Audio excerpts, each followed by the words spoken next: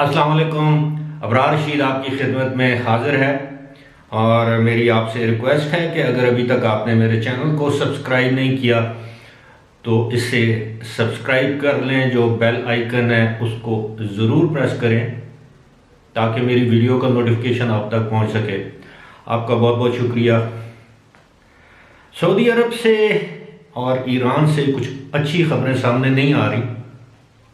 कोशिश करूंगा इस पर कोई अलग से वीडियो बनाऊं, लेकिन दो तीन खबरें ऐसी हैं यूएई के हवाले से जिनका मेंशन करना ज़रूरी है। एक तो अगर आपको याद हो कि मैंने आपसे ज़िक्र किया था कि इस बात के वाज़े इम्कानात और ख़दशात हैं कि नए साल के आगाज़ और पुराने साल के इख्तिताम पर यूएई में कोविड-19 के केसेस में खातिर खा हद तक इजाफा होगा और यही हुआ। और दूसरी खबर है मेरे पास अबू धाबी के हवाले से। अबू धाबी की हुकूमत ने, बल्कि उनका जो इकनॉमिक डेवलपमेंट का डिपार्टमेंट है, उसने एक अच्छा ऐलान किया है। जो सर्विस इंडस्ट्री जिसे हम कहते हैं, जिसमें होटल, रेस्टोरेंट, कॉफ़ी शॉप्स और ये दुकानें वगैरह शामिल हैं, उसमें काम करने वाले एम्प्लॉयज़ के लिए एक बहुत अच्छा ऐलान किया है। उसके हवाले से आपसे बात करूंगा। सूरत हाल ये है कि हूती बागियों की जानिब से सऊदी अरब पर हमले मुसलसल जारी हैं और अब इतलात ये हैं कि एक ताज़ा तरीन हमला किया गया है। इन दिनों में इन हमलों के करवाने में मैं तो ये नहीं कह सकता कि हूती बागी कर रहे हैं, लेकिन ईरान को एक सबक सिखाना मकसूद है और अमेरिका ये सबक सिखाने में पेश होगा। इस हवाले से जूं कोई ताज़ा तरीन सूरत हाल सामने आती है, मैं आपके साथ इसको शेयर ज़रूर करूँगा। लेकिन गल्फ़ या खलीज का जो एरिया है और ख़ास तौर पर खलीज ओमान, जिसे आप गल्फ़ ऑफ ओमान कहते हैं, उसमें सूरत हाल कुछ ज़्यादा बेहतर दिखाई नहीं दे रही। अल्लाह से बेहतरी की उम्मीद रखनी चाहिए, बेहतरी की दुआ करनी चाहिए। अब मैं आता हूँ कि यूएई में जो कोविड-19 के केसेस की जो वबा है, वो जिस तरह मैंने आपको बताया था, जिन खदशात का मैंने इजहार किया था, अब ऐसे ही लगता है कि वो वबा के वो केसेस जो हैं वो आए रोज़ बढ़ते जा रहे हैं।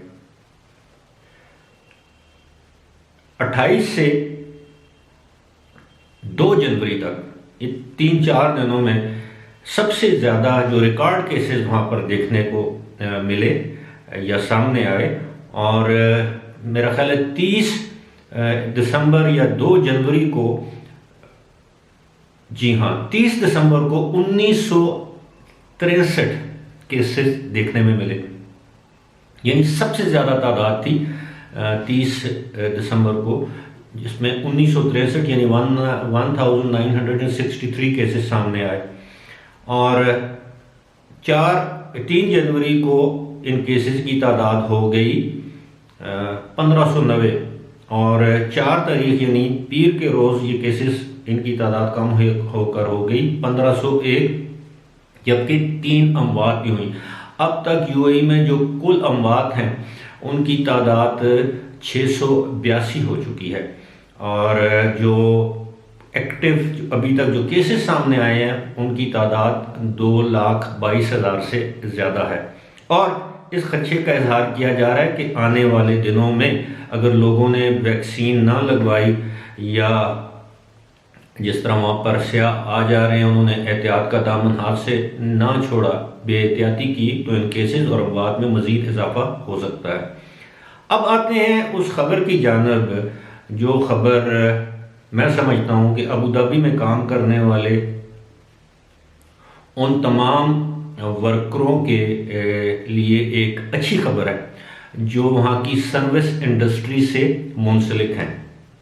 सर्विस इंडस्ट्री से मुराद ये है कि होटल हैं, रेस्टोरेंट्स हैं, कॉफ़ी शॉप्स हैं, सुपरमार्केट्स हैं, ग्रॉसरी स्टोर्स हैं, सब्ज़ी की दुकान है, दूध की दुकान है, फ्रूट की दुकान है, ये जो मीट मार्केट है जहाँ पे गोश्त वगैरह बिकता है, इसके अलावा जो फिश मार्केट है, यानी जितने भी जगहों पर आपका लोगों से एक बराह रास्त कांटेक्ट या राब्ता रहता है, उन वर्कर्स के लिए सर्विस इंडस्ट्री से मुतालिक एक अच्छी खबर है। अच्छी खबर यह है कि Abu Dhabi department of economic development, जिसे एडेड भी कहते हैं, उसने अब ये कहा है कि अबू धाबी में अब जो सर्विस इंडस्ट्री से मुतल्लिक जो लोग हैं, अगर उन्होंने वैक्सीन लगवा ली है तो उनको वो जो ज़रूरी लाजमी कोरोना वायरस का जो टेस्ट था, PCR टेस्ट, वो नहीं करवाना होगा। याद रहे कि इस वक्त जो सूरत हाल है उसके मुताबिक सर्विस इंडस्ट्री से ताल्लुक़ रखने वाले जितने भी अफराद हैं उनको कोरोना वायरस का टेस्ट करवाना पड़ता है हर 14 दिन के बाद। और इस टेस्ट के जो पैसे हैं, जो इसकी रकम है, जो फीस है, वो एम्प्लॉयर्स अदा करते हैं, यानी उस कंपनी, उस दुकान, उस होटल, उस रेस्टोरेंट के मालकान ये रकम अदा करते हैं।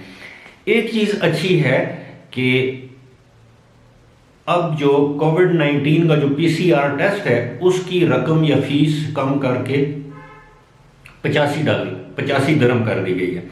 और दूसरी बात यह है कि अब भी मालकान या एम्प्लॉइज़ के पास ये इख्तियार होगा कि वो कोविड-19 की वैक्सीन ना लगवाएं।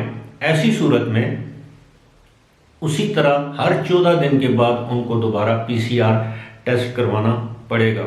लेकिन अगर वो टेस्ट जो है, उस टेस्ट की जो फीस है, वो अब भी कानूनी तौर पर एम्प्लॉयर या उस कंपनी का मालिक अदा करने का पाबंद है।